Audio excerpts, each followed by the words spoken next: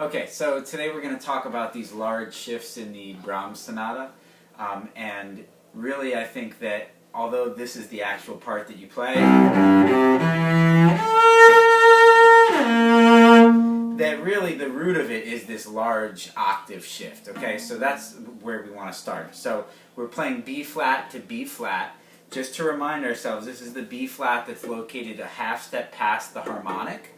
That's another thing you can think of. Your second finger is going to where your harmonic usually sits, but what you're actually sliding on is the third. So as we discussed, you want to make sure that you're sliding on the playing finger as opposed to coming up on the first finger and trying to smack it down in the right place. And you called this the B flat to B flat, what did you call it? Octave shift. Octave shift. So, you know, these are like, I used to call them slidey slurs. Yeah, yeah.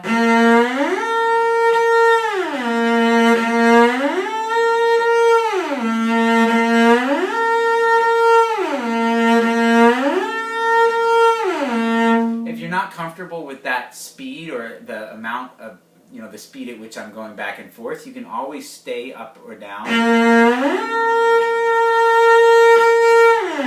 Give yourself a moment to collect your thoughts.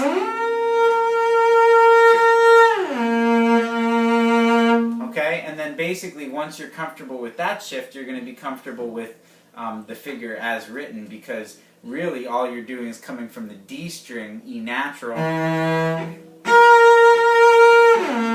the actual part. So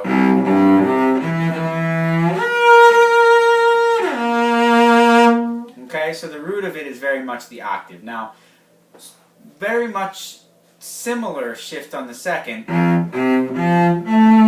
although because we go up to fourth position there for the A natural, we just have a smaller shift to go. Now, just as I was talking about with the C, we have the C7 chord. I think it's helpful to hear that in your ear, because otherwise this B flat seems kind of out of left field. So,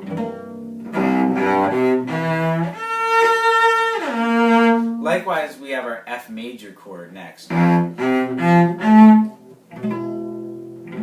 That's what we're hearing in our ear as we go.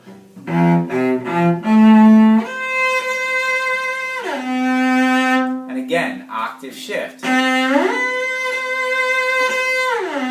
for this one, the E, your thumb comes up on top of it. It does. You'd have, yeah, my rule is C means the thumb comes up. Okay. Just slightly, so.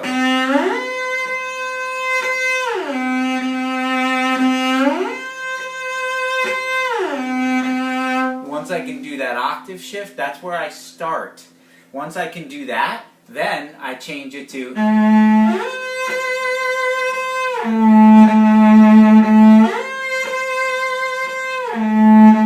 that's the actual shift that I'm doing in the part.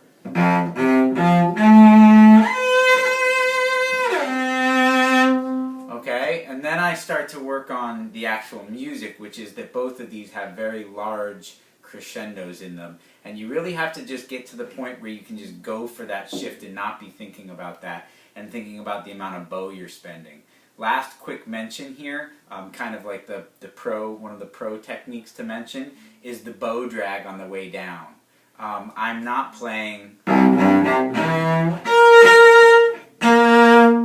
dragging my bow. It's a little bit more of a romantic take, you know, it's on the interpretation. You hear a little bit of drag, meaning you hear a little bit of that slide back down to the note. Okay.